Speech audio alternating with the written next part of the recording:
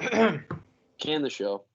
Can the show. We're done. Go. We're especially done because I still don't know what episode it is. And we are live. What is up, everybody? 40. And welcome to what I think is episode 39. I say it every week. I really got to start looking at these before we start recording. So I know it is episode 39. I'm right about that. Of the Hot Stove Podcast. I'm your host, Zach Nunez, and I'm here with three other people. It's me, Pablo. Yeah. It's Pablo. It's and Mark. Josh. It's everybody's got stuff going on. Austin still can't see him. Josh needs a haircut. Thinning. And it's I'm not gonna tilt my head down. Josh is back on the horse. And Mark just quit his job. So this is an episode of the Hot Stove Podcast. I can say that with absolute certainty. DoorDash for 2 hours. I'm doing that now. A couple of housekeeping notes before we get started. Make sure to follow us on Twitter at Hot Stove Pod. That's at Hot Stove Pod on Twitter. And then here on YouTube, make sure to smash the subscribe button, smash the like button, smash the notification bell so you can get notified, and leave a comment if you feel like commenting. Mark, are you also doing this on your phone? Yeah, I'm trying to fix it here. Why aren't you doing it? You're sitting at your desk. Because we got this. How do I flip my camera? God, I'm having the same problem as Josh. Anyway, it's updated. Oh, okay. And I tried to start it up, and it was like, nope. And then I restarted it, and now it's been on 30% complete for about 4 minutes. Okay. Well, Austin's the only one on his computer other than me, and we can't see him. So I will hopefully at some point be switching over to my computer. So if I drop out for half a second, that's why. That's fair. Yeah. So basically what we're gonna do tonight is we're gonna do trivia. Of course, we're gonna do Believe It or Not for Week 1 of the NFL, and then we'll talk about some stuff coming up in Week 2. We'll do our Fanduel lineups, and we'll get out of here. Pretty standard affair for our September to January episodes of this podcast. You watched last season at all, the first 12 episodes of the show or so, more than that, obviously. The first 20 episodes of the show were this. So we're going to keep doing it. Anyways, couple things. We are doing our Fanduel contest again this year. We went over our lineup last week, and I'll just give an update on the scores. Mark finished in last with 94.6 points. I finished in third with 119.08. Darren Waller made a run. Almost got me into second. Austin finished in second with 121.76, and Josh finished in first with a blistering 146.5. So that is the update there. I wish I still had the standings from last year. Oh, I got annihilated. If I can remember correctly, Mark finished in third like Every 14 times or something. Yeah, I think I finished last once, first once, and second and third the rest of the year. Yeah, I was consistently in the money, but never great. But I'm getting my win out of the way with Week 1. Okay. Right? Didn't you like not win a single one until like Week 12, and then just won the rest of them? Wasn't that how it went, Josh? That's correct. I went on a run. Something like that. Anyways, we'll do our lineups at the end of the show, and then we'll provide an update, obviously, next week. But before we get into our Week 1 talk, we're going to do some trivia. I haven't done that in a while. That's a lie. We did it last week, actually. Or maybe we didn't. I don't remember. So I got 3 trivia questions. They're all baseball related, of course. Josh sipping. Is that a mini can of Diet Coke? No, I'm just really big. Is that the sip size? Shaquille O'Neal. I'm just really big. No one's ever said that to me. Anyways, let's see here. We got one about walk rate. I told Mark the premise of this question probably a month ago, and I still haven't asked it yet. So I know for a fact he hasn't been able to cheat his way on here because he likely forgot. So Juan Soto. What'd you say? Mark? I remember there being a question about walk rate. I don't remember anything about it. So Juan Soto, likely, barring some unforeseen circumstances over the last 3 weeks, is going to record his second career season, including last year as well, with a 20% walk rate. More rare than you'd think to do something. I want you to tell me. Let me see there. There have been 8 players in the 21st century to have a 20% walk rate in a season, not including Juan Soto, who's done it now twice. I want you to tell me who those 8 players are. Barry Bonds. Yeah, Josh got the free one. Barry Bonds. I just wrote many times because I didn't want to write down all the years that he did it. Yeah. Many times. Votto. Joey Votto did it in 2015. Yep. Sweet. I'm out.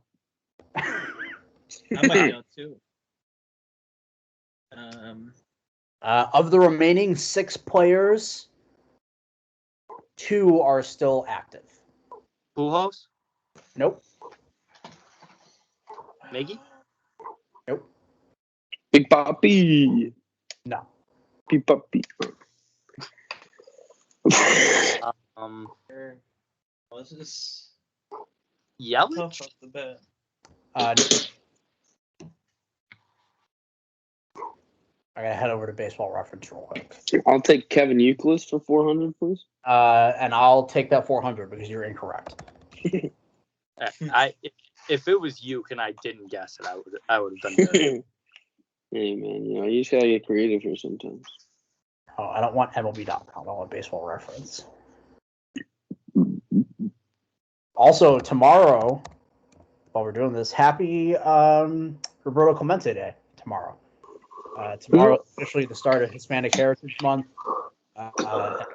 As with every year, on this day, the MLB pays tribute to one of baseball's greatest, and Puerto Rico's greatest athlete of all time. So, did they what did you say, John? half a month? It starts in the middle of the month.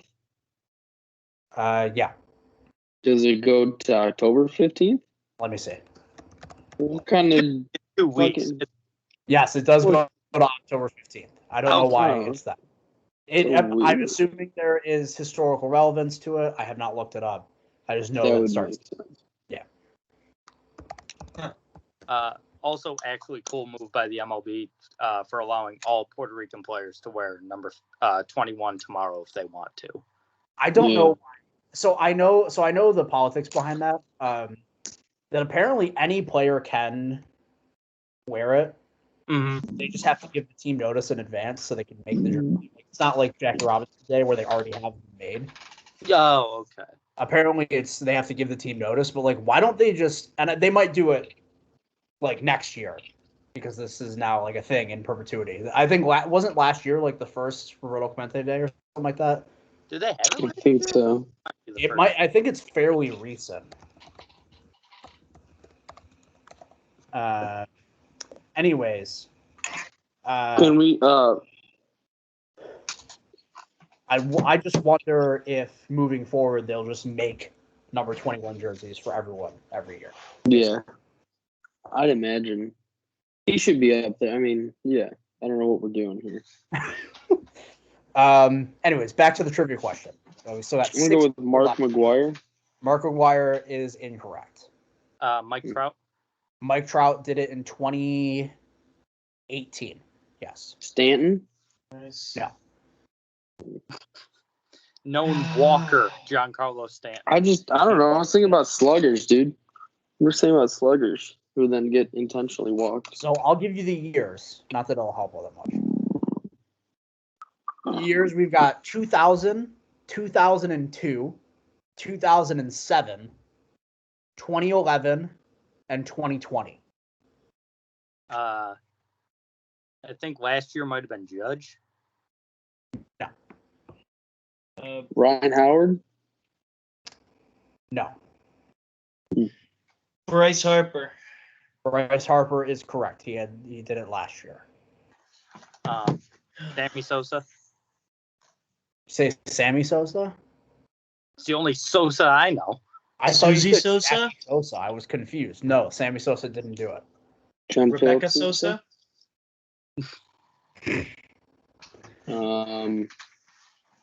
Two of Bud these Light. guys are well-known players. The other two I couldn't pick out of a lineup, to be honest with you.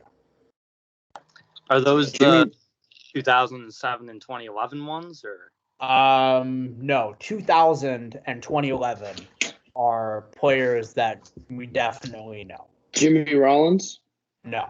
Jimmy Brown. More specifically, 2011 is a player that we've actively discussed on the show before in one or two different trivia questions. Chase Utley. No.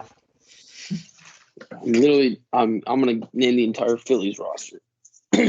None of them play for the Phillies. Not one single one of them. I'm still trying to think of the older 2000 Griffey. No.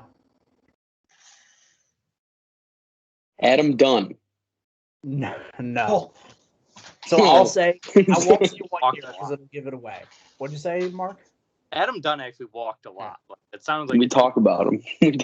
I won't say the year because it'll give it away. But one of these four players won an MVP in the season in which they did it.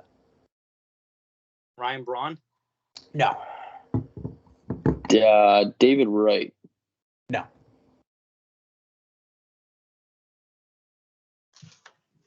huh.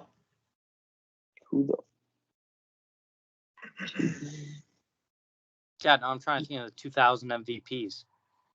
Yeah, you go for the young ones. I'm going for 07. One of them might have been one of the guys in this question.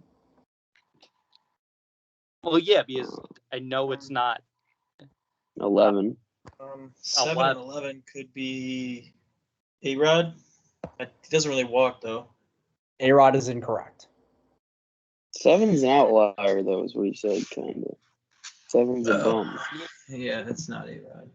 So it's got to be the 2001 MVP. Who's the 2000 MVP? Jason Giambi.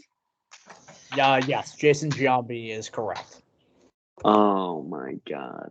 I was thinking about guessing him like Matt early, and I was like, nah, that guy's a bum. Did he win an MVP? In 2000. Really? Okay. Okay. Okay. That's why Cap. Moneyball was such a big deal. They lost their MVP. That's Cap. If you guys get 2011, I'll tell you who the other guys were because I'm almost certain you wouldn't get them. Can you give me a team for the other two guys? I just want to get the obscure guys. All right, so 2000 and who's this guy? 2002, that guy played for the Pirates. And the guy who did it in 2007 played for the Oakland A's. Miguel Tejada? No. That was going to be my guess. Are you serious? Yeah. God, I'm good. Not Miguel Tejada, so you're both wrong. Damn, Jason Mark's going to Giambi. guess it, you know. Not Jason Giambi either. His younger brother. Jeremy G. Yes. Yeah. Not him. It's not Mark Kotze. Who? No. Let's see, 2007 Oakland A's. I just got just all chalk out of anything. 2000. Yeah, there's still a well-known player in 2011. I don't want it. No, Jason there's Bay? not. It's not Jason Bay. Hey, Not a bad guess. Let's see. In 2011, still guessing at the obscure ones. These in trolls. 2011, the 2011 player I'm guessing the 2011 one. was in his age 30 season. He was in the prime of his career. And You're wow, comparing that's really Jason good. Giambi Had and Bryce insane Harper numbers. to Had a Jason 447 on base percentage that season. Is it Adrian Beltre? No. Batted 302 with a 447 on base. Oh, I know. I remember who batted exactly 302 that season. Juan Pierre. No, it's Juan not. Pierre. Oh. That guy drew 13 walks a year. Ichiro? No. He didn't walk either. I just don't have a guess. This guy The captain. led the American League with 132 walks that season. Derek Jeter. No. Mark Teixeira. Also no. That was a good one. He hasn't said it wasn't a member of the 2011 Yankees. It's not a member of the 2011 Yankees. Oh my gosh. Good. My next Raul guess is Ibanez. Anderson. Ibanez. No, I'll tell you, he's in the division. It's a 2011 American League East player. Adrian Gonzalez. Jacoby Ellsbury. What did you say, Mark? I said Adrian Gonzalez. No, and it's also not Jacoby Ellsbury. Evan Longoria. No. Oh, great one. Jose Bautista. Dustin Pedroia. How old is he? The answer is Jose Bautista. Oh, that. Yeah, Jose Bautista in Potentially 2011 walk. batted Yeah. .302 with a .447 on base percentage. Finished third in American League MVP voting that year. Hit 43 home runs, so 103 RBI that season. All right, Yeah. I'm gonna be thinking about these other two. I got to move the show along. So if you don't have guesses soon, I'm just going to tell you. The 2002 Pirates, the 2007 A's. Nobody's getting this. I don't even Nobody's need getting the Carlos 2002 Pena. move on the Pirates. show. I just want to get these. Nobody's getting the 2002 Pirates. Carlos Pena. No, it's not Carlos Pena. And Jack Coco Crisp. who? Mark, Sure. what did you say? Wilson. Jack Wilson? Is that what you just said? Yeah. No, I don't know who that is. Jermichael Hasty. And no, it's not, it's not Jermichael Hayes. And no, it's not Coco Crisp. Elijah Mitchell. All right, what do we got? All right, I'll give you the answer. So God the player for the 2007 A's is a guy by the name of Jack Cust. Oh yeah, big time slugger. Played Oh, for here we go. Colorado. Oh, yeah. I remember Jack Cust. Sure. Up yours, Mark. What are you talking about, Jack Cust? Who in his first full season in the majors at age 28 batted .256 with a .408 on base percentage. Good for a 20.7% walk rate. Now, the guy for the 2002 Pirates is an outfielder by the name of Brian Giles. Who 2002 batted .298 with a .450 on base percentage. Finished 13th in MVP voting in 2002. Brian. Respect to the king. Okay, Hall of Fame resume. Jack Cust and Brian Giles. What'd you say, Mark? Brian Giles has like a sneaky Hall of Fame resume. He's a career like .290 hitter. Had some big time power for the Padres a couple of years. Yeah. Anyways, you wouldn't have, not obviously none of you would have gotten any of them, so I just had to tell you. So we'll move on. So this next question is a question that Mark isn't allowed to answer until Austin and Josh are done. Okay. Because Mark, for certain, will get all of the answers without question. It's about the Hall of Fame. Oh. Okay. So last week, Derek Jeter was inducted in the Hall of Fame, as we all know. Derek Jeter and Mariano Rivera have the two highest Hall of Fame percentages in the Baseball Hall's history. There's 6 other players who have a Hall of Fame induction percentage of at least 98%. I want you to tell me who those 6 other players are. The kid. Yes, 99.3% for Ken Griffey Jr. Mind you, all of these guys should be 100%. Baseball Writers Association is bullshit. Their politics are dumb. Vote for who should be in the Hall of Fame. Anyways. Randy Johnson? Randy Johnson is incorrect. There are going to be some guys that were Barry Bonds. Oh, wait. Oh. Pedro Martinez? Also incorrect. Surprisingly. You know, another guy that you think that everyone would just vote for because he's one of the greatest pitchers of all time. Who's popular and white? 3%. What'd you say? I said, who's popular and white? Who got this vote? The remaining players are all white. Correct. Yep. Okay. Did they give it to him for the death? Roy Halladay. Roy Halladay is incorrect. I didn't know. Maybe a couple sympathy votes out there on No, God forbid. First ballot was because of the sympathy votes.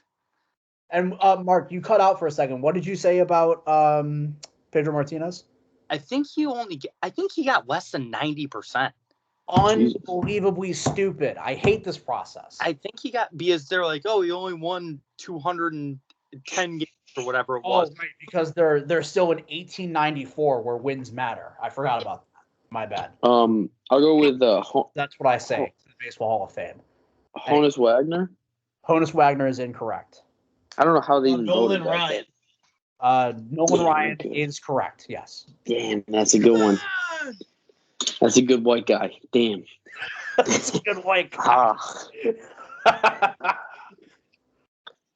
The other four are well-beloved white guys. Oh, this has got to be it. The most games played consecutively, Cal Ripken Jr. Also correct. Yes. Come on, these are easy ones. I'm pulling the easy I know. God. Yeah. Until we get to the Raleigh hard Fingers. Raleigh Fingers is incorrect. fingers. Goose Gossage. Also Give me the incorrect. goose. Oh, I don't have shit. Mickey Mantle. No. Babe Ruth. No. No.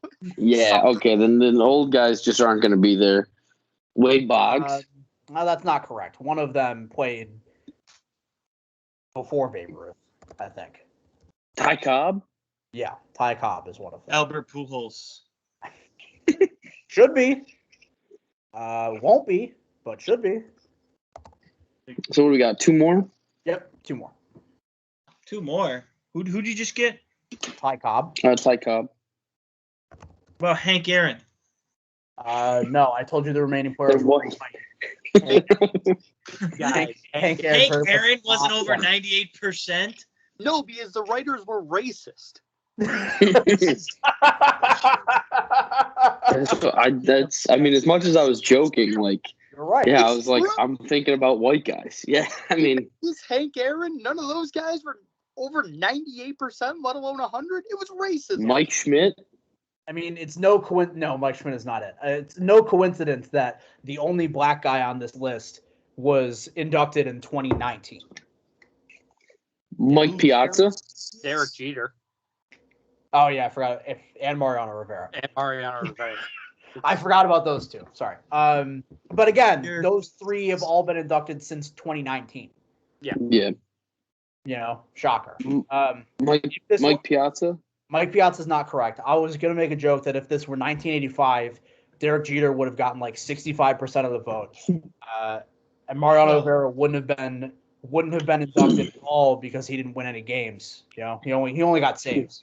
And wins are the only pitching stat that matters. I'd say if Jeter only got 65% of the votes, the voters were a lot smarter in that day and age. Oh, boo. Boo. Trevor Hoffman? No. Lou Gehrig or Joe DiMaggio? Anybody say those guys yet? Nope. What? Lou Gehrig he's got a disease. At some point, we only get like three more guesses each. You guys only get a couple more guesses before I let Mark get the other two. I'm actually guessing. Beepless in Seattle. Hear me out. A-Rod. No. Well. I'm trying to go by position. One of them is a pitcher. One of them is a midfielder. One of the Braves pitchers. Greg Maddux. No. Tom Glavine. No. Name the third one. Weren't there three of them? Smoltz. Not Smoltz. It's not John Smoltz. Yeah. I don't want to guess that. I know that one's wrong. Man. What are we saying? Walker Buehler. Corner infield. It's 4-0. What'd you say? It's got to be a first baseman, right? I guess Schmidt, Boggs, and fucking. There's no way. Who's a white first baseman who raked? Come on. What? Who raked? Yeah. I mean, there's probably a lot of white third basemen who did the other thing too in the Hall.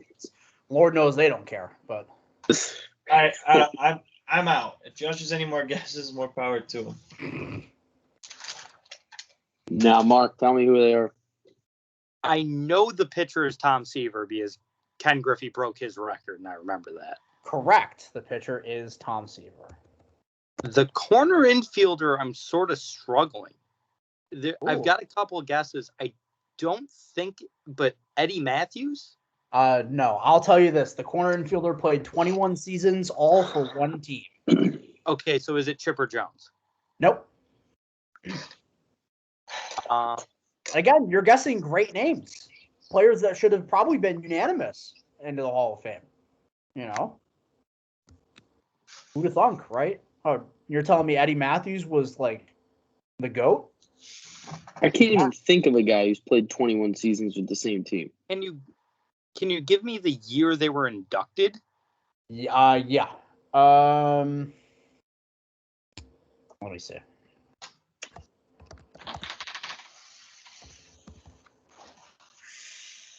$1999. All right, so he started his career in the 70s. That was Paul Molitor? Or no? Not Paul Molitor. No, because that class, it was, who was the other one? It was Nolan Ryan. It was Robin Yount. Also not Robin Yount. Yeah, I'm not guessing Robin Yount. I'm just trying to think of a well-beloved white guy, that Robin Yount. I'm just trying to get on Skype here. My computer finally booted up. Oh, sure, Trista. Oh, Trista. Meanwhile, I could be Trista this entire time. I go out of Chuba? Seaver? Not. It was Nolan Ryan, George Brett. George Brett is the correct answer. Oh, you fucking idiot. Yeah. How did I not? He's on my dynasty. He's on my team in the MLB one, in the game. He's on my team. The like my show thing, where the hell it is. On dynasty? Yes. Yeah, George Brett. So it's George Brett, Ty Cobb, Cal Ripken Jr., Nolan Ryan, Tom Seaver, Ken Griffey Jr., Derek Jeter, and Mariano Rivera. How many are there? 8? 8. So 7 very well-liked guys and Ty Cobb. Correct. Yeah. 7 people who never did a thing wrong in their life, except for the time George Brett shit his pants. Simple. And then Ty Cobb. And noted attempted murderer on the baseball field, Ty Cobb. All right. Well, we're almost a half an hour in, and we have one more trivia question to go. So, okay. I'm just going to read this trivia question. So, Bryce Harper, doing things, playing good baseball. Right? I've heard. He's like top 10 in batting average with runners in scoring position, but only has like 70 RBI right now, something like that, because the Phillies suck and nobody in front of him gets on base. So I want you to give me the inverse of Bryce Harper. That goes to say there's one player in baseball, and you're going to have to follow me on this one. There's one player in baseball who's top 10 in plate appearances with runners in scoring position, but is not top 40 in RBI. Jesus. Yeah, like I said, it was a dense one. You gotta follow me. Is the Eugenio Suarez? What is that? Eugenio Suarez. No, I'll give it to you right off. That guy's a bum. Middle infielder. Yeah, I gotta change the channel here. The Mets 30 for 30 is started right now. The one in 86 Mets. Oh yeah. I'm changing it because I'm gonna watch it in whole later. Bo Bichette? No, he has many RBI, and he also bats second. So there's a couple different things to think about. That's true. He's got to be down a little bit in the order. Lineup placement, good team, good offense. Yeah. Yeah. Like I said, Bryce Harper's the inverse, where he's good in those opportunities. He just has none of them because the Phillies suck. Who'd you say, Austin? Brandon Crawford? No, it's not Brandon Crawford. I'll give Kyle you Lewis? Not Kyle Lewis has played like 20 games this year. Oh, who am I? Oh, yeah, that's one. Okay. He is an American League middle infielder.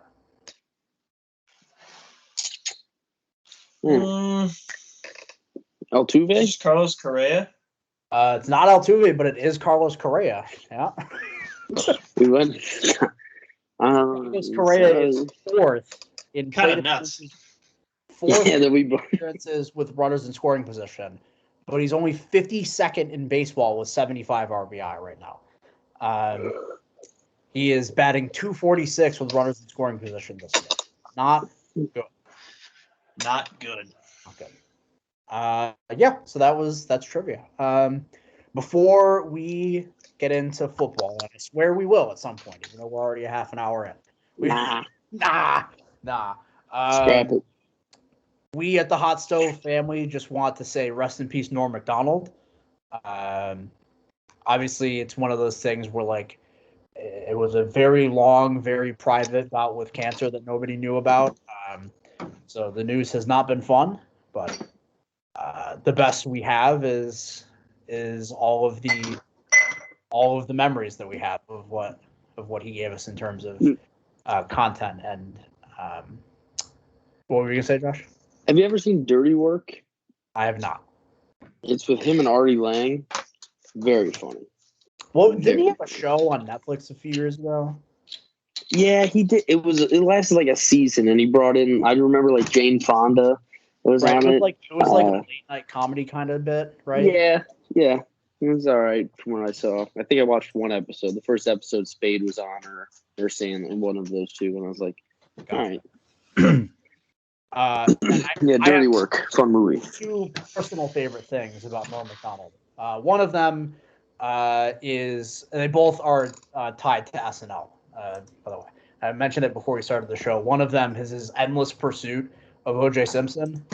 Good word choice. We've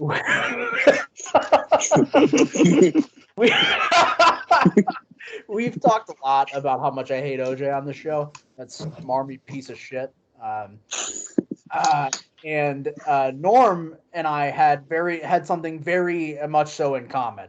The fact that we both don't like OJ Simpson, to the point where Norm was removed from his position as the Weekend Update host because Lorne Michaels was friends with OJ, and Norm wouldn't stop making jokes about him after he got acquitted. My favorite, I wrote this down so I had it ready for the podcast. My favorite punchline about OJ from the Weekend Update was, the most popular Halloween mask this year is O.J. Simpson. And the most popular greeting is, I'll kill you and that guy who's bringing over your glasses or treat. My favorite. Fuck O.J. And then my other personal favorite thing regarding Norm Macdonald is his performance as Burt Reynolds on Celebrity Jeopardy, of course. Turd Ferguson. You can call me Turd Ferguson. Call me Turd Ferguson. Who is Andre the Giant? I'm wearing a big hat. It's a funny hat. Oh, yeah, I know. He's a giant named Andre. What? Who's Andre the Giant? That's like 3 questions. Yeah. That's a good one. Mark laughing. Are you here, Mark? Yeah, I'm here. My camera refuses to turn on all of a sudden. So people will just be able to see me and Josh. It's great. More of a sex appeal for this episode. If we're going through favorite Norm moments, I've got a couple. Shoot, dog. Did you hear the OJ one that I read? Yeah. Oh yeah. I've been here since Josh started was finishing talking about him. Okay. Josh kept rambling about some dumb shit. One is the Bob Saget roast where he intentionally bombed using really old bad jokes. Yeah. And they were so funny. Nobody got it. He was talking about Greg Giraldo. He goes, yeah, he's got the eye of an eagle and the ear of a hawk.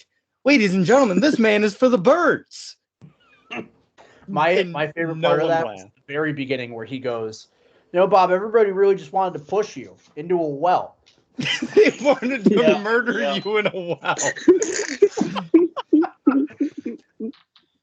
Yeah, the fact that nobody got it too really put the fucking cherry on top of that. Once he started like going at Saget and people realized what he was doing, then all the comedians started to laugh. They were like, what the hell is Norm doing here? Then any of his appearances on Late Night with Conan O'Brien, or just on Conan, but the two specifically, when he tells the moth joke, which if you don't know what the moth joke is, please watch the video. It's fucking hysterical. And the one with Courtney Thorne-Smith, where she's making a movie with Carrot Top, and he goes, Carrot Top's going to be in it. I know what it's going to be called. Box Office Poison. And then she says the actual name of the movie was called Chairman of the Board, and Conan goes, do something with that, you creep. He goes, yeah, I bet board will be spelled B-O-R-E-D. Another one of my personal favorites are his Frank Stallone bit. You guessed it. Frank Stallone. Anytime we would talk about some sort of like natural disaster that happened, he'd be like, what caused this? You guessed it. Frank Stallone. What was I gonna say? Damn. I think it was that. I think it was about the Frank Stallone bit. Just follow me on Twitter. I posted an entire thread of Norm clips earlier. Yeah. Just go watch those. Funny guy. Mark, have you seen Dirty Work? Oh yeah, Dirty Work's a classic, dude. Yeah. I just, while I was waiting to get in here, watched like the end, like voiceover he does in Dirty Work. Yep. Where he's like, yeah, he got over his gambling problem, but the bookies beat him to death anyway. Yeah, he's dead. Yes, the funniest part of that movie set, I mean, Norm's in it, and he's great, and so is Shooter McGavin. But the funniest part to me is that Chevy Chase plays a doctor, and he just has a debilitating gambling problem, to the point at one point, one of the funniest lines Chevy Chase ever said, he goes, yeah, you lost money. And he goes, well, yeah, I bet on... He goes, yeah, I bet on... Who the fuck did he bet? He goes, you bet against Rocky? He bet on Mr. T. And then the third Rocky. He's like, I took Clubber Lang in 10 rounds. He's like, you bet against Rocky? He shows up with like a broken arm. Oh, I saw somebody told a story on Twitter where they were at a show of his, and it was his like suicide joke, like with the rickety chair store, and somebody was heckling him about it. It was like, stop telling jokes about death or something like that, and he went on to tell that suicide joke. He was like, oh, I'd go over to the rickety chair store and buy a chair, and coincidentally, that rickety chair store is right next door to the rope store. And he proceeded for 20 minutes to make a joke about how he was going to hang himself just because that person told him to stop making jokes about that. I thought that was... Another great one is, you ever heard his joke about doing acid? No. He said, yeah, the hardest drug I ever did was acid, because they told me when I was a kid, I was 16, they told me, hey, you do this now, 20 years down the line, you can get a flashback. And he goes, this is great. For $5, I can get high now and then get high in 20 years. I'm a guy who likes to stretch my drug dollar. It's quickly turning into Alan Alda, but I'm okay with it. Yeah, I can't do Norm. It's good though. I'm a guy who likes to stretch my drug dollar. He goes, 20 years have passed, 30 years have passed, sadly, 40 years have passed. I still never got that flashback. Yeah, so I'm a fan of morbid humor. That's... I do, just the setup of, and the rickety stool store is right next door to the rope store. That's just good marketing or whatever it is he says. Yeah. All right. Well, we are going to move on here to our first actual topic, 40 minutes into the episode. Oh, did you do the third trivia question? Yeah. Oh, yeah. It was... no, you would have never gotten like 3 guesses to see if you can get it. There's one player in baseball who's top 10 in plate appearances with runners in scoring position, but not top 40 in RBI. Who is it? Bryce Harper? No. Well, see, this is top 4. The point of this is that he's the opposite of Bryce Harper, who is excellent in those situations, but the Phillies suck, so he never gets any opportunities. But I'll tell you, he is an American League middle infielder. Whit Merrifield? Nope. American League middle infield. Is he like good? Yeah. I reckon. I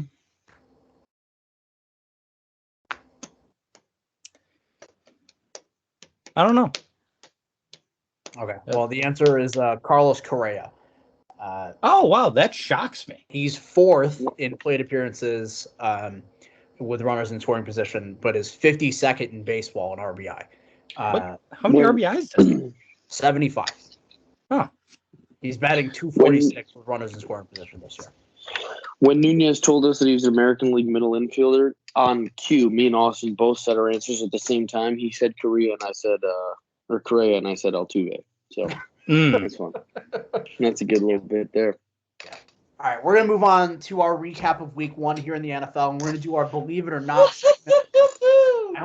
I hope all of us have at least a couple of things written down. I have 3. So basically, the way this works is we're going to present a statement. We're going to say, believe it or not, whatever, and then we'll talk about it, basically. We'll talk about whether or not we believe it, actually. I'll start. I'll go first. We'll go around the horn twice. I think each of us will give 2, and then we'll move on. Believe it or not, the Chicago Bears shouldn't start Justin Fields. Okay. I don't believe you. You don't believe that I believe it, or you don't believe it? I don't believe that. Okay. I'm in. I'll play devil. I'm in. I agree. You'll believe it? Austin, what about I'll buy that. I don't believe that. I don't buy that. So here's why I'll entertain it. I'm actually, the problem with this one is that I kind of sit the fence on it because I can see arguments for both ways. But I'll say why they shouldn't, or why it doesn't make sense. Because if the argument for most fans is that Justin Fields gives the team an exponentially greater chance of winning, I don't see that being the case. I don't think the problem in the game against the Rams was the offense. Now, was the offense boring as shit? Yeah, it was. Andy Dalton threw 2 passes beyond 10 yards. Like it was kind of efficient. It was boring as hell. But they ran the ball well. They were moving the ball for the most part. It's an offense that if they're just going to run that, I don't think the quarterback who's playing behind center matters in that situation. I think it's going to operate as efficiently regardless of who's playing. The problem in the game had nothing to do with the offense. It was the fact that the defense couldn't stop giving up 40-yard touchdowns. So I don't understand the fervor, I guess, for Justin Fields to start. And part of me wants him to not start so they can just rip the Band-Aid off and suck and break everything down. I was talking in a group chat about this, and I'm going to say the same thing about the Yankees when they don't make the playoffs, is that part of the Yankees not making the playoffs, for me as a fan, is sobering because they don't have this, like, oh, we're right there, kind of thing. Like, the Yankees have been doing this for the last 4 years. They're like, oh, we're 1 tweak away from winning the World Series. 1 year it was having Judge and Gary, so they're like, oh, we're 1 tweak away, let's go get Stanton. And then it was, oh, we're 1 Let's go get away. Cole. Let's go get Cole, but not address the rest of the pitching staff. And then it's, oh, we're 1 tweak away, let's go get Joey Gallo, who's hit like 0.75 since they traded for him. Like it's the constant thing of like, and I think the Yankees miss the playoffs, and if the Bears are bad, it forces management to step back for a second because the Bears made the fucking playoffs last year. It's not like they were a terrible team. The Bears made the playoffs last season. There's things to look at and be like, oh, if we tweak this there, this here, things break right, maybe we could do something. No, like it's clear that the defense as constructed, they wasted it. Like the defense of 3 years ago, of 2018, it's not there anymore. The names are there. A couple of the play from a couple of players, like the defensive line is still there. Yeah. But Eddie Jackson isn't as good as he was 3 years ago. The secondary outside of Jalen Johnson is bad. Like I don't remember who they had starting opposite of Eddie Jackson. Tayshaun Gibson, fine player, but like he's played a season plus now with the Bears, and I've seen nothing. He's a good. They had some guy I've never heard of before starting out opposite of Jalen Johnson, who I think is a good player, but as constructed isn't a number one corner. Like it's there's enough going wrong with this team that I think it might just be best to have them be bad with a veteran quarterback, so maybe they can just move on next season and start over with the guy that's supposed to be the future of the franchise. You know? Because clearly this coaching staff isn't interested in using Justin Fields in a way that'll be best for his skill set. He spent the last 3 years trying to force Mitchell Trubisky into being a pocket passer. He's not. I have no faith that they won't just do the same thing with Justin Fields. Yeah. So that's my opinion on the matter. I don't disagree with any of that. And that's why I think. Well, you want to go next, kid, or you want me to go? Yeah. We'll have Austin go next. Wow.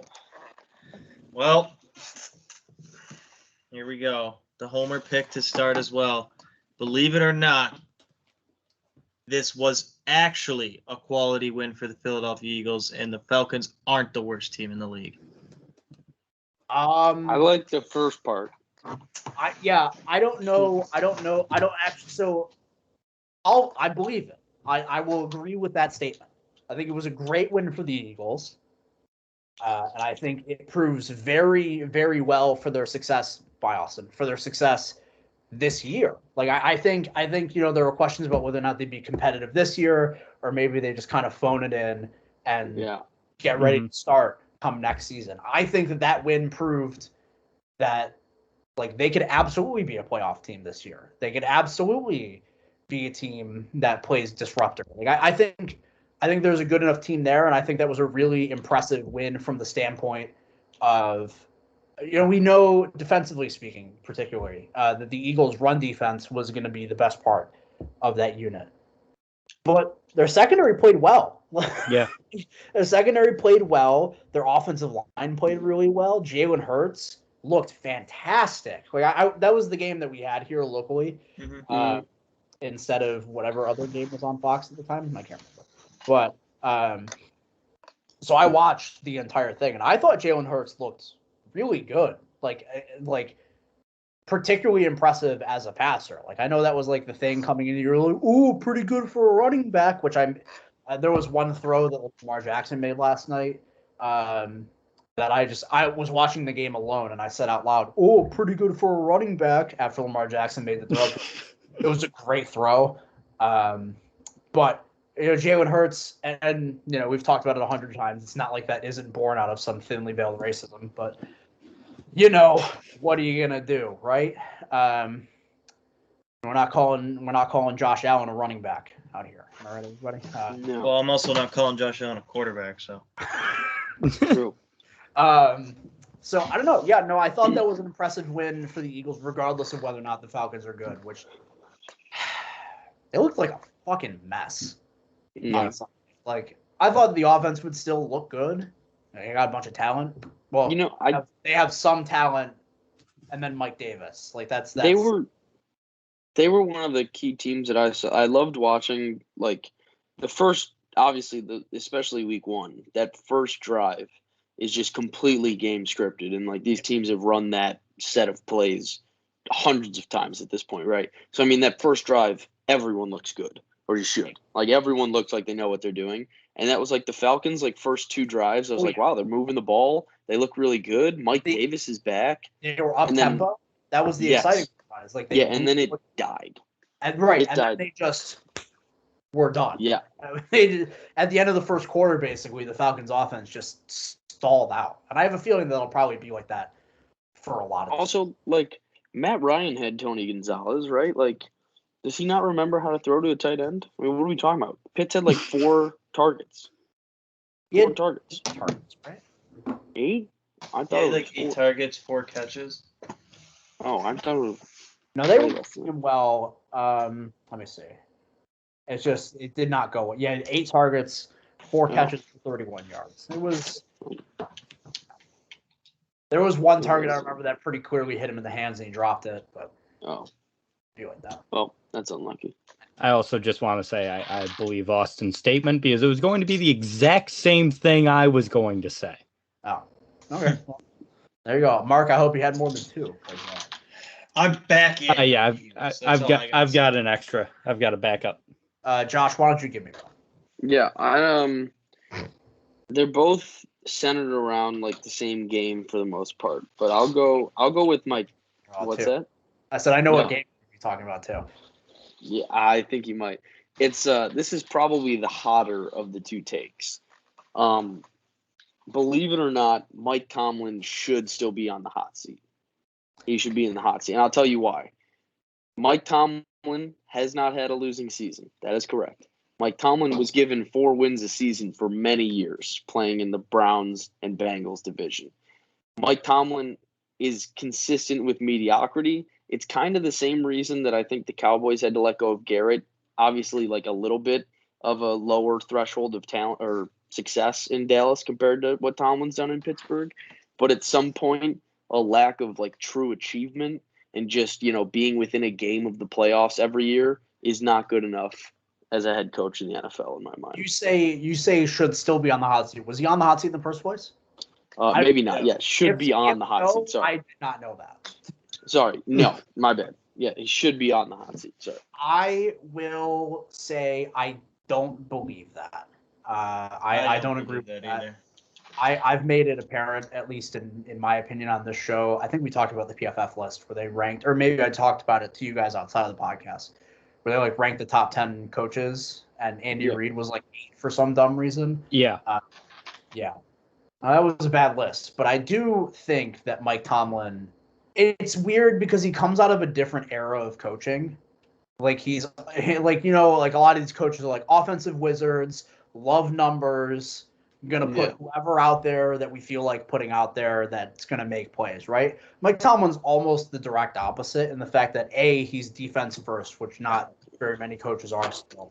And also he's like obviously well known as the player guy. Like he sticks to his guys, right? I think there's I wouldn't be surprised if Mike Tomlin was part of the reason that Ben Roethlisberger is still there right now. I was going to say that's like to a fault almost. Right? I'm going to be honest with you.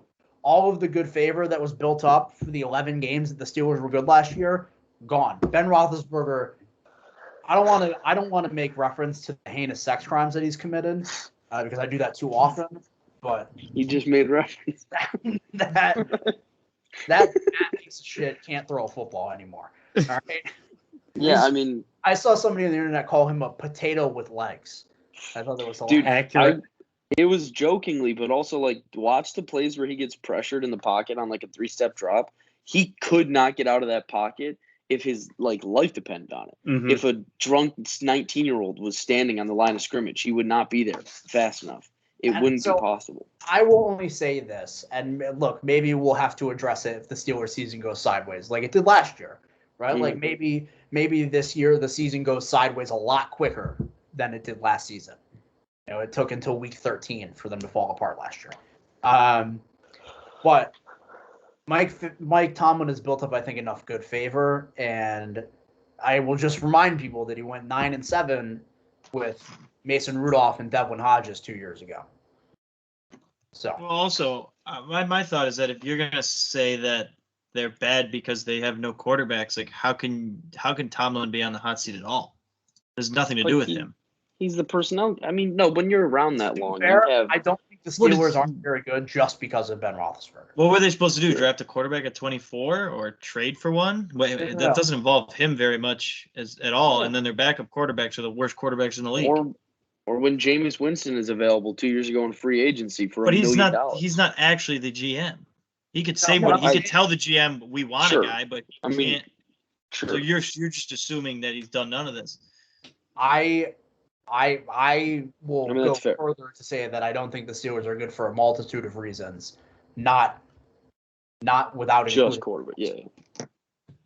And part of that is on their offense, is on Matt Canada for talking all this game about having a new offense and then coming out against Buffalo with the same offense they had last year. That was putrid. Dude, it was so bad. Like it was like, oh, we're gonna have a new offense, and then they come out, they run the same fucking offense, except like Deontay Johnson moved like 3 feet to the left a couple of times. But that was their vestige of like pre-snap movement. It was like they had one receiver shift over to the other side of another receiver, maybe a couple times a quarter. So no, and I do not believe it. That's the end of my take. Mark, that's fair. Why don't you give us one of yours? Yeah, mine revolves around the game that happened last night, and it's believe it or not, Derek Carr is a good quarterback that can lead this team to the playoffs. I believe it. I believe the first half. I think Vegas looked really good last night. They looked really good for a half. Exact opposite. Yeah. Yeah. The first half then again, looked pretty actually. I didn't see most of the first half. Oh. Okay. Well, you missed the fact they played like garbage for the first. Okay. The first half. I saw the entire second half and overtime. I saw the last like 5 minutes of the first half. Okay, so how about this? I will say I believe that Derek Carr is good. I do not believe that this team makes the playoffs. I'll split it into two almost. For mostly because I thought their defense played pretty well last night, surprisingly. But the problem with that is that Yannick Ngakoue and Gerald McCoy have both suffered, quote, serious injuries last night. So if that's the case and they're out for an extended period of time, I assume the defense is going to fall apart very quickly. Now, meanwhile, I've maintained that I think that Derek Carr is a good quarterback for years now. I have as well. It's part of my Sam Darnold hype. They're very different cases that I'd like to point out. Like we can understand very different cases of players, but I'll tell you what, it felt good to be right, or for at least a week, about Sam Darnold. I know this isn't a question about Sam Darnold, but Sam Darnold played well against the Jets, who surprisingly, you know what's funny? We might have to have a talk about after week one who the biggest tire fire in the NFL is.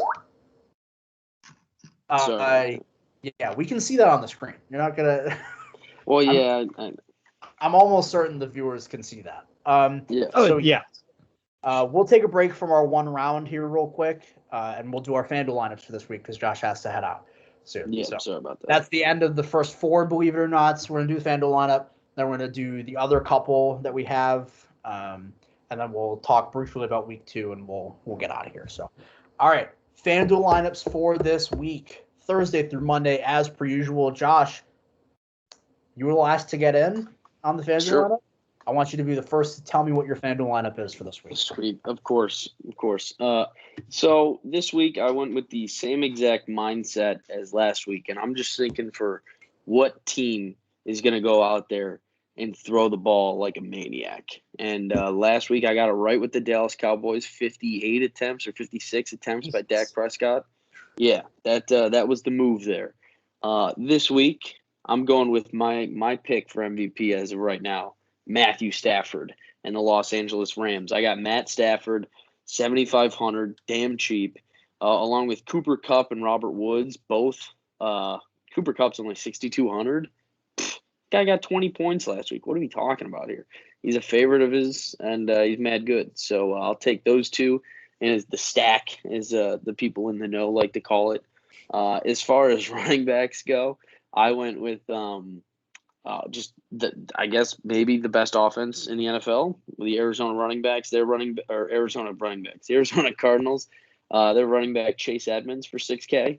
I don't know. That offense is just really dynamic. So see some dump offs maybe this week against Minnesota, who is stinky poo poo trash. I'll stick with the Los Angeles Rams game, and I'll go with Jonathan Taylor from Indianapolis. I mean, he's just a bell cow, dude. Guy's a dog. What can you say? Yeah, I loved how involved he was this past week. He caught 6 passes. He had like 23 catches, or he had 23 touches in a game where they lost by more than a touchdown. That's great. That's impressive. Yeah. Telling Nyheim Hines to go stick it. Well, Nyheim Hines also had like 15 touches. So fair. The third wide receiver I went with was last week's number 1 wide receiver in all of fantasy, Amari Cooper.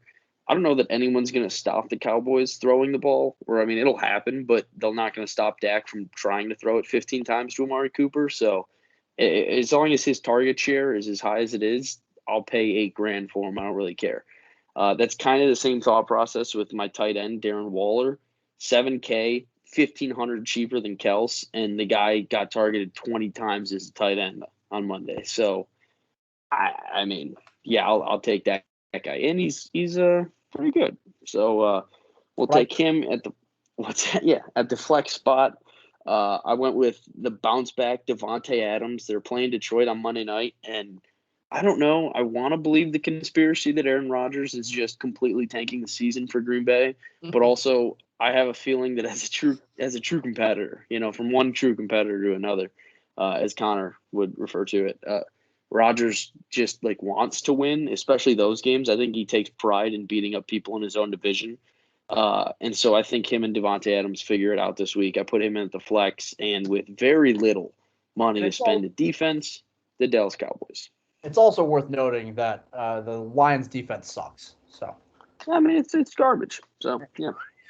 All right, you guys can do your loser lineups. I got to peace out here though. So bye, Josh. Sorry. See you, Josh. See you later. All right, Mark, why don't you go next for your panel? Your loser lineup. Okay, your loser lineup. Yeah, this is my loser lineup of the week, sponsored by Line and Google's Summer Shandy. Did you just say the same fucking thing that I did? I did. Great beer. I've actually never had it. Oh, the Summer Shandy is delectable. But because I'm a stupid head who likes to make stupid decisions, I'm going to stack Jalen Hurts and Devonta Smith. Yay. Because I really liked what I saw out of them and didn't really like what I saw out of San Francisco's defense towards the end of that game. So if they're going to let everybody backdoor cover like that, that's going to be really fun for their offenses. Now their secondary has even more of a hit with Jason Verrett for his ACL. Yeah, so I actually do like that matchup. Because I hated how they looked last week against the Lions towards the end of that game. Running backs, I also have Jonathan Taylor. Guy's really good. Like we said, he's going to get a ton of touches this week. I've also got, because the Jets are stinky poo-poo, I've got Damian Harris. Because it seems like the Patriots are actually sticking to a running back, which is very strange. Until he fumbles again. Until he fumbles again, then James White will be coming in to save the day. Let's just say Damian Harris got lucky that Ramondre Stevenson also fumbled on Sunday. Yeah. But Jets run defense, I think, is not good at all. Then I've got 2 Cardinals wide receivers buying in on the Cardinals offense. I've got DeAndre Hopkins and Christian Kirk. Christian Kirk coming off a big game as well. DeAndre Hopkins catching they both caught 2 touchdowns in week 1. So I agree that I think the Minnesota defense is stinky poo-poo, and I think Kyler Murray is going to throw the ball 88 times. And those will be his 2 main targets. At tight end, I've got Logan Thomas. Giants suck. I liked what I saw out of Taylor Heineke towards the end of that game. He's not terrible for it. No, he isn't a terrible quarterback, and I think Logan Thomas is a trustworthy target for him to have alongside McLaurin. Former college quarterback, Logan Thomas. Yes. And so I like him there. Then I had a lot of money to spend on my flex, so I went with Christian McCaffrey because he's Christian McCaffrey. And I went with the Bengals defense because if Andy Dalton starts again this week, I don't like the Bears offense at all. Okay. Austin, one thing to note, by the way. I forgot what I was going to say, actually. So, never mind. Austin, why don't you give us your Fanduel lineup? All right, quick and easy. The worst lineup of the week. 4th place on the way. My stack is going to be against the Dallas Cowboys with Herbert and Keenan Allen. I expect Keenan Allen to eat up some of those Mike Williams targets. I don't suspect Williams to get 12, 13 targets again. I think Allen gets up and stays in that 12 and 13 range. And I think against Dallas, obviously, there's a lot of potential to score since it's going to be 30-30 again. Running backs, David Montgomery and Aaron Jones. Montgomery, because I think they're going to be in a close game, and as long as the game's close, all they want to do is run the ball and dump short passes off. So I think he benefits from that, and I don't think Cincy will do as well at stopping the run as they did against Dalvin Cook, to be honest. I don't even know how they did that, if we're being frank. My second running back, Aaron Jones, because they're playing Detroit. Obviously a winning game state pretty much the entire game. I expect Aaron Jones to fall in the end zone a couple times. Wide receivers outside of Keenan Allen, Justin Jefferson, because I expect that game to be high scoring as well. And Thielen got in the end zone twice last week. That's typical Thielen week 1, and there's about to be a typical Thielen regression in week 2. And someone's got to get the touchdowns and yards, and I think Jefferson bounces back and becomes the alpha again. Then I got Devonta Smith as well because he's just too cheap to not at least look at. 5,600 for this guy. He's the number 1 on this team, which looks to be a good enough offense to produce fantasy value. Really strange to me. My tight end, George Kittle. I think the Philadelphia Eagles linebackers suck. I think if the Falcons had any consistency in their offense, Pitts would have lit them up too. But I think, Kittle's obviously a veteran, understands the game a little bit to a higher level. Obviously a freak athlete. I just don't think the linebackers will be able to keep up with him. My flex, I'm going with a bounce back player, and I'm stacking him with my defense. I'm going Najee Harris because I think the Raiders can't stop the run. I think that was pretty evident last night, and I think the Steelers have to get him going to be a good football team. So they're going to keep trying early in games to get him going. And if he has any success early, they're just going to keep grinding him the whole rest of the game. And then the Steelers defense, solely, let's be fair, this lineup was created before that Monday night game last night. But hear me out. I still think the Raiders suck bad. And I don't care. I think if you get pressure on Derek Carr, it's a different story. All right. Well, unsurprisingly, Austin and I have a good amount of overlap in our lineups, as we do literally every week. So I'll go with my stack real quick. So I went with a big game stack here in a game that I think is going to be the obvious choice for the highest total of the week, and that's Dallas and Los Angeles. I have Justin Herbert with both Keenan Allen and Mike Williams, and we're going to run it back with CeeDee Lamb.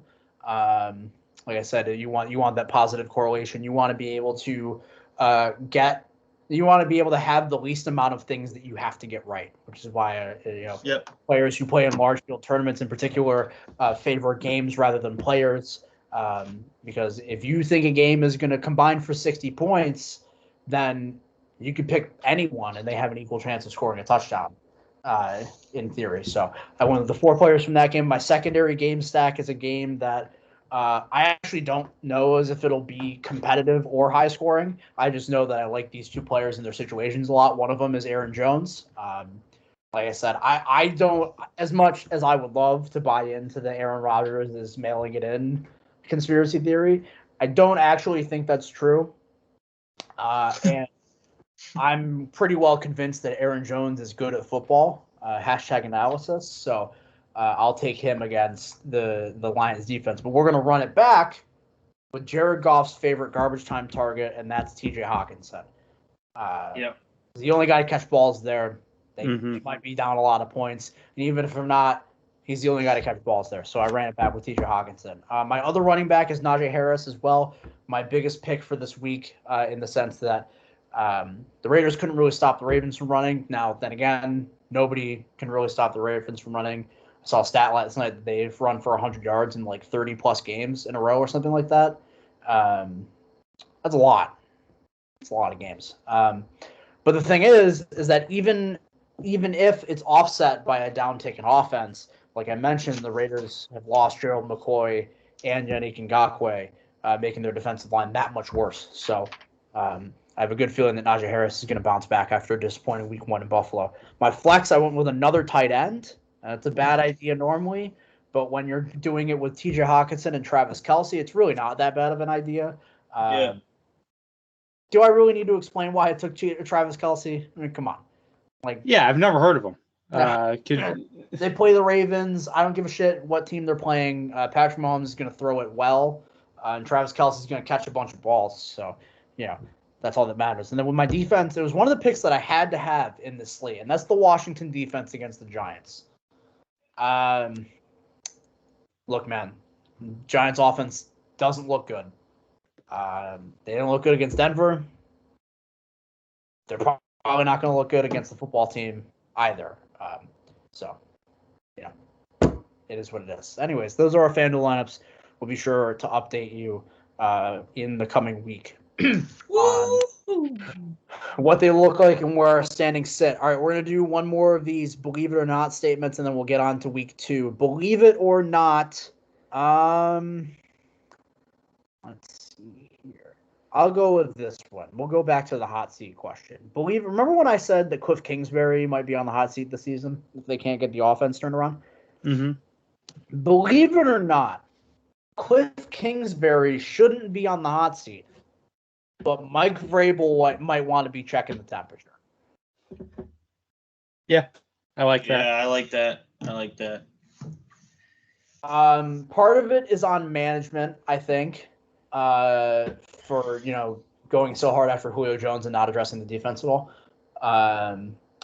But my thing with the Titans is that if they flounder as much as they did in week 1, and I don't expect them to, but if their offense can't get off starting block, and that could be partly due to Arthur Smith not being there. But the problem is that if their defense doesn't get any better, it's not going to matter, right? You can only operate on such a low volume, high efficiency offense for a while. And Mike Vrabel, being the defensive guy that he is, having a decade ago played as a linebacker in the NFL, and they still can't wring even partial quality out of this defense that has talent on it. And they go and sign Bud Dupree. Jeffrey Simmons is one of the best big guys in the middle in the NFL. Kevin Byard's a great safety, an all-pro safety. At some point, you got to get quality out of this defense, right? If they don't make the playoffs, or they have a hard time, or even if they get to the playoffs and get blown out in week 1, I would not be totally surprised if Mike Vrabel is at least getting warm as of right now. Yeah. I agree with all that. One of those coaching situations that I don't think we talk about as much as maybe we should. We've kind of glossed over it because of, I think, some of the smash success that Tannehill has had and that team has had over the last 2 years. But at some point, you got to get away from smash efficiency and get towards being good consistently, Yeah. So, Austin, why don't you give us another one? That's tough. How about this? How about riddle me this? What if in a fantasy world, crazy world, the Buccaneers did not play down to the Cowboys, but the Cowboys played up to them, and the Cowboys are an NFC favorite? I didn't know if you were going to build another statement off of that. No, I believe that. Yeah, I as much as it pains me to say, I believe that. I mean, I thought Dallas is the best team in the division coming in, and I still assumed, at least partially, that they'd have an upper tier offense, but their defense didn't play bad, honestly. I mean, don't think their secondary it's a hit or miss defense. I think it's it can get beat big, but it can make some plays. Yeah. Mm-hmm. So I think that, I mean, the Chiefs did the same thing this last week, right? I joked around about how maybe I didn't joke around. I truly believe that maybe the Chiefs' defense is a bigger problem than we think, or than we originally thought. We at least thought they were going to be like, okay, but their linebackers are bad. Not having, who do they not have? Oh, no. They added Jaron Reed, and Chris Jones has moved over to the edge now. But regardless, all of their over the middle defense, the run defense isn't good. I said maybe that might be a bigger problem than we thought. But on the flip side, for Dallas, if they can get to the level of a Kansas City defense, I said this 2 weeks ago, they could absolutely contend for a Super Bowl, because what matters is you got to score more than the other team. Mm-hmm. And Dallas can score more than the other team pretty much every week. So I buy it. I'd buy that as well. That's why I said it. I also buy it. All right, Mark, can you give us a contentious one? Do you have one that we're not going to agree with? If not, just give me what you have. But yeah, the other one I had was, it's about two teams. The Bills and the Browns will not live up to the hype this year. I like that one. I half buy it. Which team? I buy the Bills, only because I think it was only necessary to expect regression to the mean. I think for some reason people weren't baking that into their outlook on the Bills this season. No, of course I don't expect them to be as good as they were last year. But so it's kind of relative when I say I buy on the Bills. I still think they win the division. I still think they have a chance to go to the Super Bowl. I just think it's going to be a tougher road than people expect, basically. Yep. Yes. That's sort of my thought process on it. And then with Browns, I'm actually partially more encouraged after the game against Kansas City yes, than I was coming in the season. Now, obviously, it didn't go well at the end. They got Patrick Mahomes. That'll happen. That's basically what it is, right? That will happen. Yeah. Any quarterback that's not named Mahomes or Brady is playing against them. The Browns are probably 1-0 right now. They got God. So I think it's for them is going to be living up to the potential on defense. We talked about this over the offseason, all of the additions they made and all that kind of stuff. And if some point, and we see it with teams every year. Like, this is a new unit for the most part, playing with each other in real games for the first time. I expect them to get better at least a little bit over the course of the season. So, and we should have talked about this at the beginning of the segment, that week one is difficult. I mentioned it before we started, that week one is difficult to talk about because on one hand, you want to react to what's happened. But on the other hand, it's such a small sample size that in the grander scheme of the season, most of what we're saying right now could not be true. It could be untrue like 3 weeks from now. You know what I mean? Like, do I actually think that? I don't know. Let me see here. Do I actually think that the Texans' offense is going to be not that good? So I don't expect them to score 35 points a game, but even competent for the rest of the season? Not really. Mm-hmm. That's like they looked good, but I think within the context of the game that they played, I would say it's probably not the best idea to assume even something close to that for the rest of the season. Yeah. So it's that kind of thing, right? So I will say that the Bills don't live up to expectations, but partially because the expectations were too high in the first place. Mm-hmm. So, and I will say the Browns, I'm still well encouraged because I think their offense played fantastically on Sunday. And as we move along, we might see their defense start to gel in a way that makes them play a lot better down the stretch, because they were good for the first half. They played well in the first half. It was just finishing out the game they couldn't do. So, yeah, that's what I see on it. Austin, what do you think? I actually, I don't know if you know me, but I am a big anti-Bills guy. So the preseason, I was just like, I hate the Bills. They're going to regress. They suck. And then when I did the playoff predictor, I had them winning 12 games and being the 3 seed and going to the AFC Championship game. And I was like, so Right. I still have them being a worse team, but I still think that their ceiling and floor are still way higher than the average team.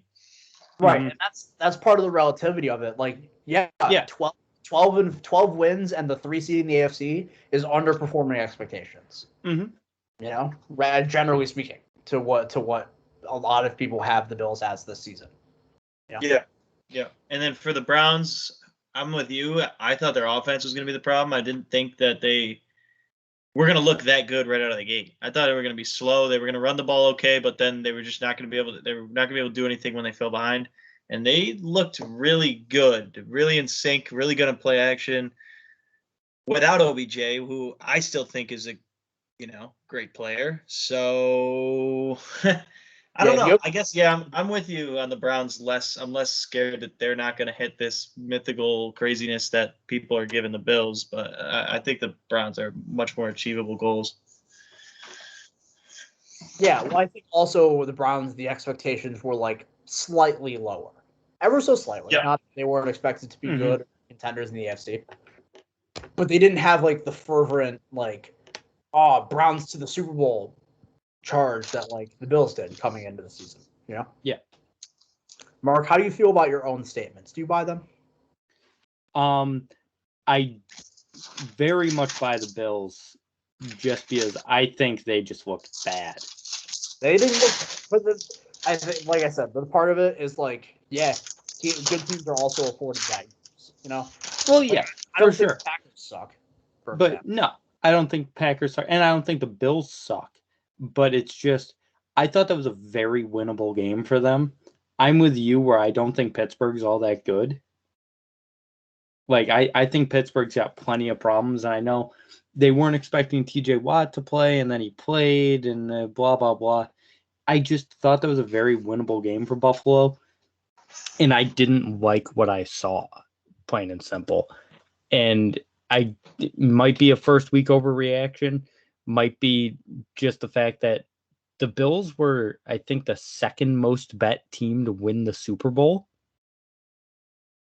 And so people have such sky high expectations for this team. I still think they're really good, and I think it was just a slow week one. But I don't know if they're going to be able to live up to the hype. And I think the Browns will be good, but maybe it was just I had higher expectations for the Browns with that new defense, and I didn't like the way they looked on either side of the ball in the second half. Yeah, they came out really flat out of the second half. But again, I think measured expectations only because I think twofold. I think the Steelers' defensive strengths line up with Buffalo's weaknesses, which come in the trenches. And I think that the Browns, it's difficult to make statements regarding the Browns after week one because they played the Chiefs. Now, I do understand that, like, for the Browns to live up to, to their fullest potential, to go to the Super Bowl, maybe they'd have, it's not like you're going to avoid them. But Yeah. you're going to have to play the Chiefs again. Like, we're going to have to run into this if you want to get to the ultimate goal. But after week one, at least, I can't make too grand of a statement about a team that got Mahomes. Yeah, and if it was just, oh, you got Mahomes, I'd be like, yeah, that happens. The offense in the second half is what scared me. I thought they came out, like you said, really flat. I wasn't impressed by their offense in the second half at all, where they had a great offensive first half. And, that's the sort of thing you want to build on. And then they just sort of like seemed to rest on their laurels a little bit in the second half. Like, yeah, we built this big lead against the Chiefs. We can just ride this one out. When obviously you can't do that against Patrick Mahomes. But that means you have to do it on the offensive side of the ball as well. The Browns offense, the Stefanski offense, which I don't remember which coaching tree it comes from.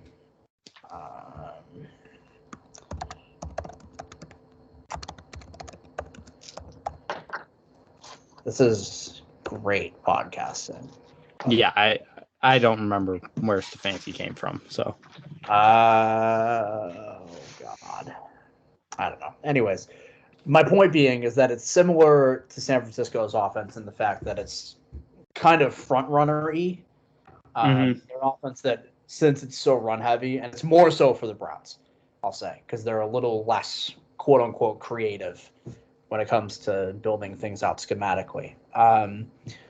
The Browns, I think, are a team that might fall into that trap. I think they're going to have to build in more aggressiveness into a leading game plan.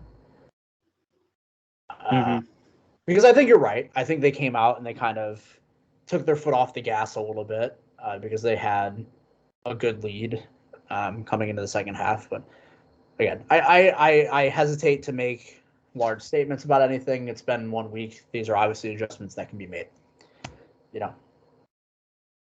I don't think it's structurally anything like with the team glaring hole roster wise. I think part of it is coaching, and part of it is the opponent they're facing, basically. Yeah. And both of those things will be different. So, Yeah. Looking ahead to week 2, is there any game in particular that strikes your fancy in week 2? I'll have to take a look at it, but I don't really. The only one that I can think of is obviously the Sunday night game, the Ravens and Chiefs game, for all the obvious reasons. Like this is one of those games where I don't really have to break down. I can just say that like they're arguably the two biggest young stars in football. They play each other every friggin' year. They're the two most exciting offenses in football. In terms of the Chiefs having the most exciting player and the Ravens being this anomaly that just continues to work. So I guess it's not really an anomaly in that sense, but yeah. So obviously that game's great.